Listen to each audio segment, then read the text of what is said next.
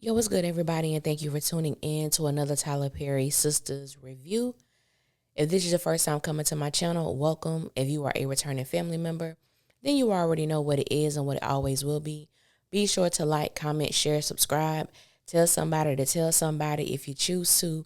If not, just sit back and relax while we get into this messy, and I do mean messy thing. Now, this is the trailer breakdown for season 7, episode 11, which is also the mid-season finale. And the title of this episode is Gone Girl. And the synopsis is a mocktail party ends in disaster for the sisters as paternity results are revealed and one woman goes missing. Meanwhile, Andy is forced to work with her worst nightmare. Now, quiet is kept. We already know who that one woman who goes missing is. And between me and you, just between us, I think Penelope is a little bit more than missing. Okay? I think she's no longer on this side of heaven. And I'm going to just leave it at that, but you ain't hear that from me. Um, Getting into this thing. Now, Sabrina wants to do mocktails tonight, but it's for the girls only. No Fatima. I want to invite Fatima. Anywhere. You better believe I'ma do it, bitch. Bye. Bitch. you know, we see this back and forth between Danny and Karen. And I'm trying to figure out why the hell Danny is on 10. Not that that's abnormal, but it just seems a little too damn much. Now, let me say this. I know that these previews can be edited to be misleading, but that has no relevance as to why Danny is having this response to Karen telling her this is a girls' night, no Fatima. I just want the writers to go ahead and end this friendship. Just go ahead and end the friendship or mock friendship, whatever you want to call it, between Karen and Danny, because at this point, it's draining just as much as this paternity storyline is. It is obvious Danny has a huge problem with Karen, whatever that issue may be. It's ridiculous. It's just downright ridiculous. And I'm thinking to myself, since you want to say Karen is your friend, your sister, and you're going to be the best auntie to her child, okay. Karen is pregnant with twins. It's a geriatric pregnancy, and you enjoy causing stress. I'm one of those people where if I see where something is going, I'm not going to wait for the person to end it. I'm not going to wait for the person to tell me, you know what, Alicia, nah, baby, I'm going to beat you to it. I'm going to give you your walking papers, and we're going to do it amicably, and I'm going to do it with grace. But this stuff here is just, is like I said, it's just utterly ridiculous and despicable to watch at this point. And my whole thinking is, if Sabrina is doing something for her friends, her girls, Fatima is not included in that. So why would you want to invite her anyway? And being that, you know, Danny is so tired of the BS and the baby mama drama, I really begin to think, why would you want to invite Fatima? And the truth of the matter is, I just believe that Danny is one of those individuals who thrives in drama, chaos, and confusion. And that's the only reason I believe she would want Fatima there anyway. Because if you're so tired of it, why would you want to bring these two people together in this type of atmosphere? It makes no sense. If I was Fatima, I'm sorry. If I was Fatima, I would be looking at Danny like sideways, because I just don't. I would always be thinking in the back of my, no, in the forethought of my mind, what is her motive? Because they only invite Fatima to things when Karen won't be present. So why would you invite her to an event that you know Karen is going to be present at? But anyway, I digress just a tad. But I'm going to say this and I'm going to move on.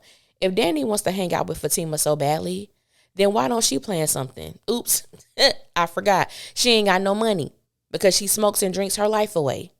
I just thought I would throw that fact and truth out there, since we, you know, love to say that Danny stands on truth. Moving right on along.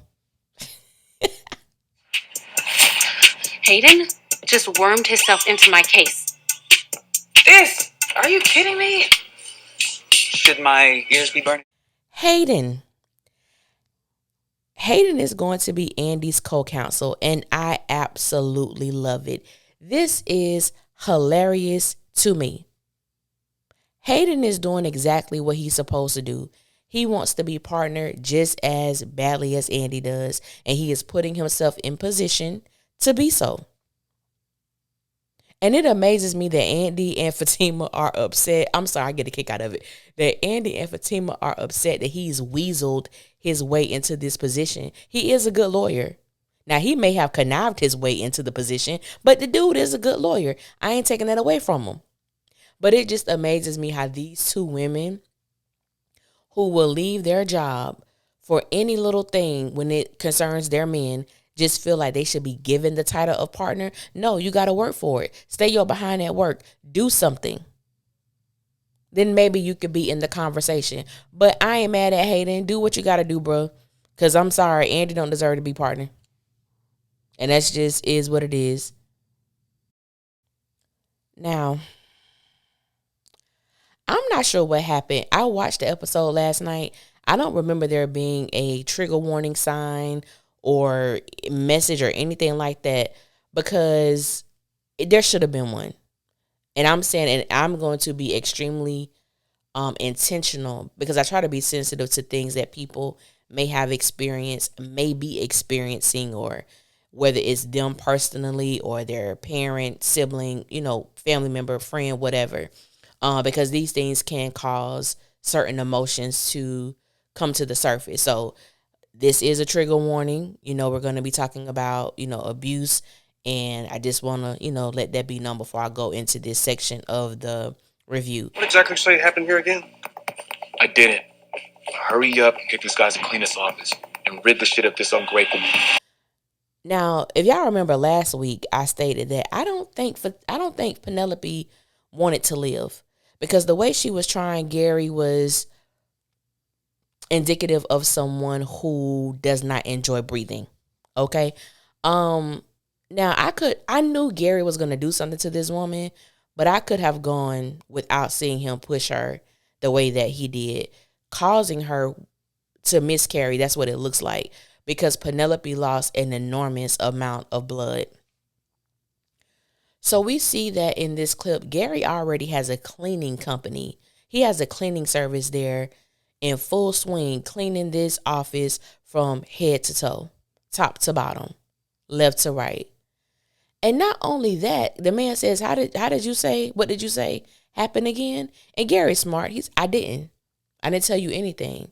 Just make sure they clean this up and rid this office of that ungrateful B.I.B.I. I said, well, dang, Gary, why she had to be all that? Gary is a psychopath. Like, legit. Gary is a psychopath. The fact that he was able to do what he did with no remorse, possibly taking this woman out and his unborn child, Gary is diabolical. Gary is evil. Gary is absolutely evil. And I talked about this in our sister's Keeper Live the other night, where I remember when Andy was dealing with Gary, and Karen was just so protective of her and so, just didn't want her with Gary. And why did he tell Aaron that he did something bad to you? No. Because I can't go through this with you again. Okay? I can't. That boy almost killed you last time. I know you remember that. And people were trying to imply that, it's because Karen was jealous, that Karen wanted Gary for herself, that she didn't want Andy to be happy. And as I was thinking about some of those comments, like, it was really disturbing.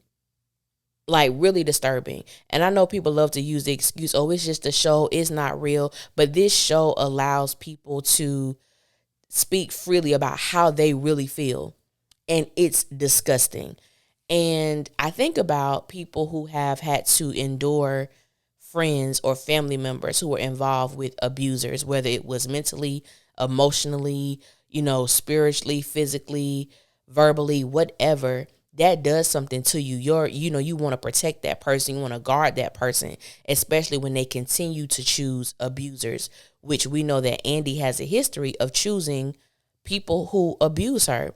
And when I was, thinking about it, and because at the time I had a friend who was dealing with her own version of abuse with her husband at the time.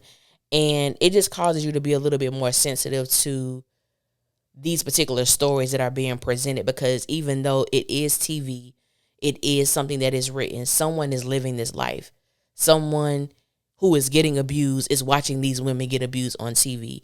And I'm like, my only hope is that people just be just more gracious and compassionate when saying certain things, because it's real out here. You know what I'm saying? I didn't have no intention on going in this direction with this, but I just felt compelled, to say it.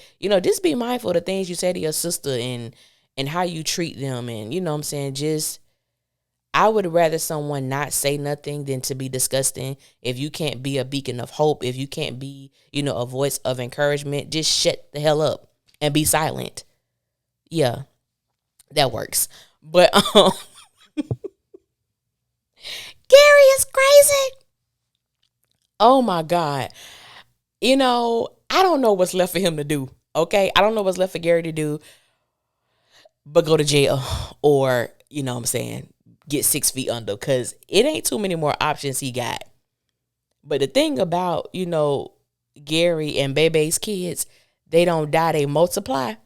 And that's what I think gonna happen. But I'm gonna just leave it at that, because I could feel me going another direction. So I'm gonna stop. But I want to thank you guys for listening. And yeah, until next time, thank you for everybody who've been sending me messages and questions and video ideas. I thank you. I'm actually going on spring break next week. So my goal is to really push out a lot of videos from the suggestions you guys are sending me. And we about to have the mid-season finale next week. So I don't know how long the show is going to be on hiatus, but I do plan on continuing to put out content until Sisters return. So until next time, like I said, I appreciate you guys so much. Until next time, I will holler at y'all later, and y'all be safe out there.